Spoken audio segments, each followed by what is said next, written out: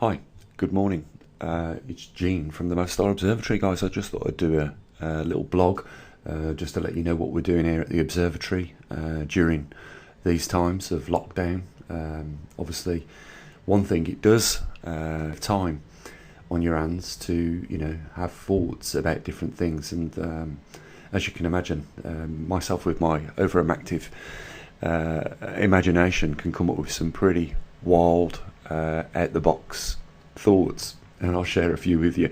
But I just want to say big thanks to those few people that have been sticking with us here at the Observatory, and obviously even in these dire testing times, you've still managed to put some support aside for us. So huge thanks to you guys. Just to mention a few, and if I haven't mentioned you, doesn't mean that I've left you out for any reason at all. It's just that there is sometimes a few people that donate a couple of quid here and there, and it's hard to we could spend a bit of time naming people, but just some of the heroes are Susan from San Francisco, Doug, Jen, Bob, Kathy. As always, you guys are there for us here at the Observatory, and I'm very grateful. I do sometimes think to myself with when we're faced like situations like this global pandemic, what a pity it is to have to get to such a state and time in humanity where it is only at that point that people go the extra mile for to raise money for things like the pandemic that is taking place right now. Just you may have heard of a guy called Major Tom. He was 100 years old and raised over 30 million now, I think he has, for the NHS staff. You might criticise me for this, but to give £30 million to the NHS, in my view, is just a complete waste, because they're being bankrolled by the government anyhow, and as you know, most governments at this point in time are printing fiat currency, and they can print as much as they want for this. And even though those efforts are amazing, what that guy has done, to just hand over that money to the NHS and not another charity, in my view, is a little sad. We're seeing quite a lot of things at the moment, such as one of the things here that we're struggling with, and I know that most of the world's healthcare businesses are struggling with personal protection equipment. Everyone is talking about it. Is this another Chernobyl crisis that we're witnessing, where people are being asked to go into that chemical hazard and clean up the operation to a level where it is almost contained. We're seeing the same thing here with frontline NHS, but only instead of a chemical hazard, we're facing a biological hazard. And the same things are being repeated. That was repeated during the Chernobyl incident, where that nuclear reactor blew up in the Ukraine. And this is happening worldwide, and as a result, we have lost over, I think now, 100 frontline medical staff as a result of not having the proper equipment. But what frustrates me is that in times like this, and in times like war, because this is very much a similar scenario, the whole world is engaged in this. So it's almost like, instead of a conventional war that the globe is facing right now, we are facing an unconventional biological warfare. But what we've seen during times like this in our history is that we have always made improvisations, and we have now a crisis where medical staff are faced with caring for people with a very serious biological entity, this COVID virus, and they are going into the front line without the personal protection. I mentioned it briefly in a video the other day, where you wouldn't send a firefighter into a burning building without his protective fireproof uniform, oxygen and a helmet. Yeah, we are doing that very same thing with medical staff. Now, I talk about improvisations. To me, that one of the things that they're short on is these aprons, and they look like bin liners to me.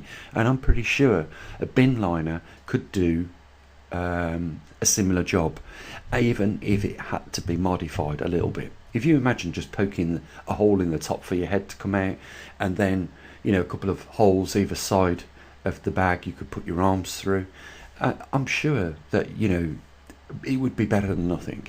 And that's what I think we need to see more of, improvisation, because these are testing times.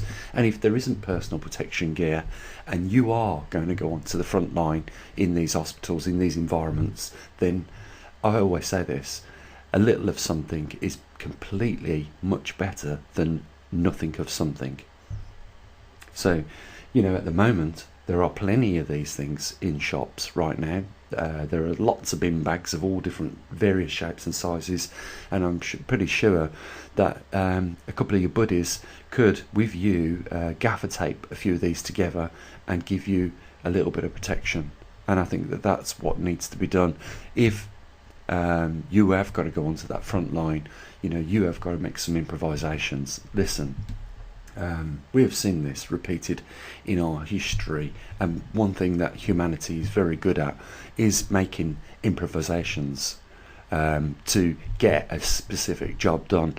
If we just think of that massive task the Apollo 11 crew had to get back to Earth safely, what they had to do. I don't know if you ever saw the film, and how accurately that reflects the true situation that they faced. But they had to get filters, use gaffer tape, bits of conduit and pipe, and make a CO2 filter, because they was literally choking on their own CO2. But nevertheless, with the help of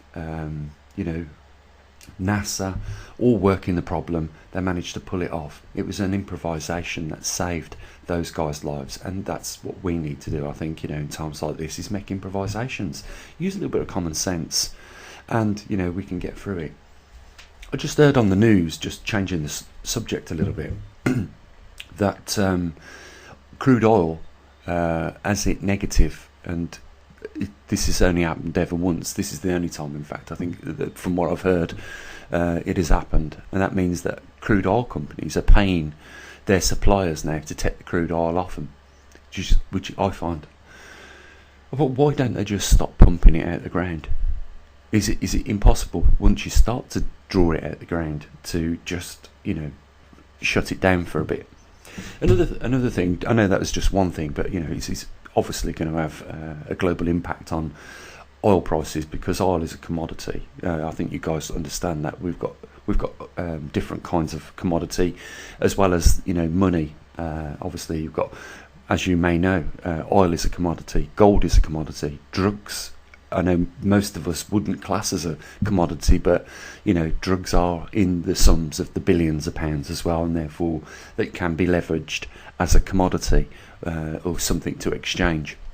Shouldn't come to too much of a surprise if you know about the English history, where we used to go to the Middle East, collect the opium, then take it to China and swap that commodity, that opium, for tea, and that's how we used to do our trading back in the day. So yeah, even drugs can be commodities. But yeah, some of the other thoughts I've had, a little bit off the cuff. A couple of things that I've had going through my head is this an elaborate scam? Was this deliberately put into motion in order for these elitists and people that are connected to governments, that know that if they push the arm of the government in a certain direction, put them under a certain amount of pressure, they would have to start printing up this money. It would be a good opportunity for people to cash in on it. And when you're talking about the terms and sums of money in the trillions, then you can only ask the question, is the temptation there? Could it have been something that had been planned? And if so, what does that say about these people that we share this earth with? If they are prepared to go to the extremes of bringing out a virus purposely to cause global devastation purposely in order to wax their own pockets filthy rich. all purposely done. You know, you might find that a little bit hard to get your head round. You know, you could say, well, you know, no way. But then when you look at Building 7, the trade centre collapsing, and it being talked about, it had already collapsed, when clearly we can see in the background of the reporter, we can see the building still standing, yet they must have had some crystal ball or so, because for minutes after that building stood, and yet the reporter had claimed it had already come down. So, you know, it makes me wonder. You know, I know that there's a lot of conspiracy with regards to the Twin Towers. All I will say is it is, you know, for an engineering point of view, very difficult to bring towers like those down on the spot, as it was almost like a controlled detonation. And we've heard the stories of people that was in there, like the fire service that was in the building before it collapsed. They could hear these noises going boom, boom, boom, boom. And it was like, you know, like I say, a controlled explosion. But why would Building 7 come down just because those two towers standing adjacent to it? Why would that come down?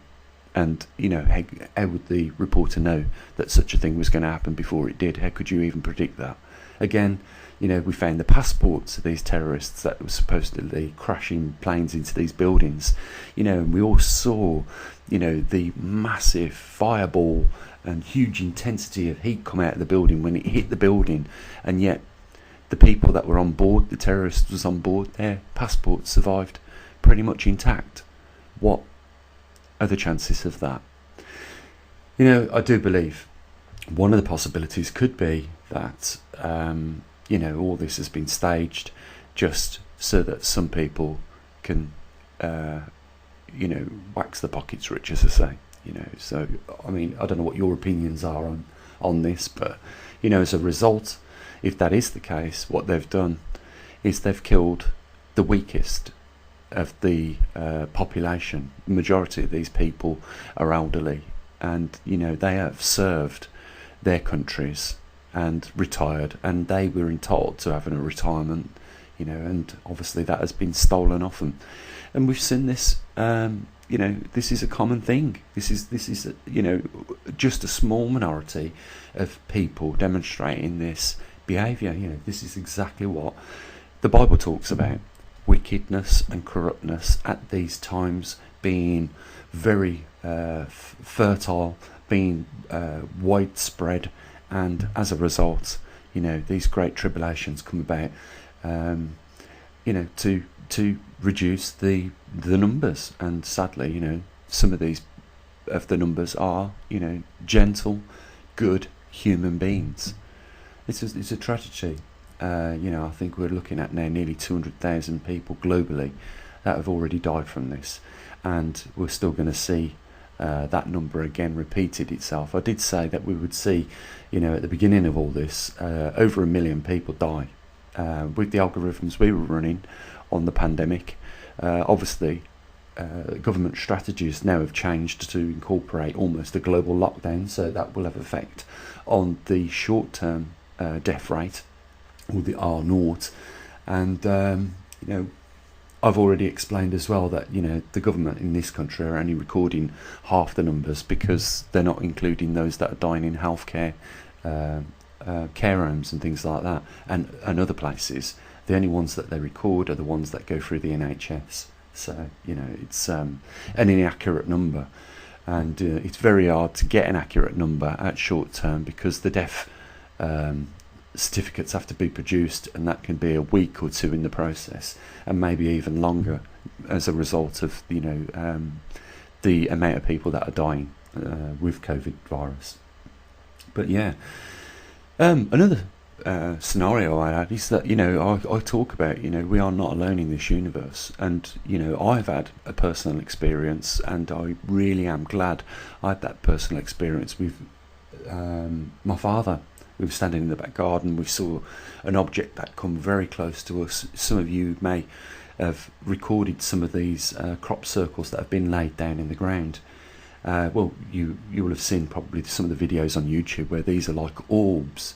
Well, we had this orb come really close to us, less than 10 meters to us. So we got a very good look at it, and there was no sound, It was like a pearl colour, so like a milky white, and it was in control, and it came past us very, very slowly. In front of us it was manoeuvring in a very deliberate way, because it was avoiding obstacles. It first of all came from round the back of a tree.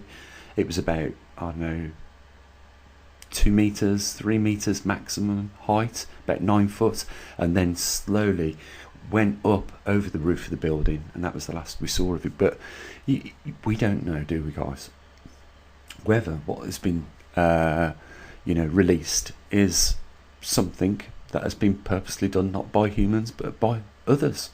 Could have quite easily been. We just don't know. We're never probably going to know. But those are just some of the thoughts that I've been having lately, and just exploring all other alternatives, because what this virus has given us all an opportunity to do, and I don't think that most of us have took advantage of it, is have a little bit of time to ourselves to evaluate the situation of what we are doing in this world, and perhaps it's an opportunity for us to move in another direction. I wonder how many of you have given that some thought. We do absolutely now have an opportunity, whilst we are all almost, we've shut the world down. It is the day really that the earth came to a stop, like in that film, and we do have the opportunity to change our ways in a big way. We can stop polluting this world. I'm not talking about CO2 either, because we know the truth behind that. We can change the systems, hopefully, and we're capable of doing it. Again, I think it's about improvising. We can take the power back off these governments and come up with a new system that works better for all of us. But we definitely have an opportunity at this point, whilst things are like the way they are, to have a look at the way we've been going and move off in a different direction. We have got other things lining up in our not too distant future, which are going to give us again opportunities like this, and I'm talking about the magnetic pole shift. We are going to get a point in time where the magnetosphere is going to drop to very low levels on this planet, and again, it is going to affect people. It's going to affect people's food production in their countries, on top of the way it is already. I believe, as we've been looking at these peaks, and there's been a lot of talks about peaks related to coronavirus. We're going to start talking about peaks relating to crop, even more so from now on this point in time. With the food production as a result of jet streams slowing down, and changing seasonal cropping times for big agro companies. So we're going to see a lot of probably these opportunities come up for us again.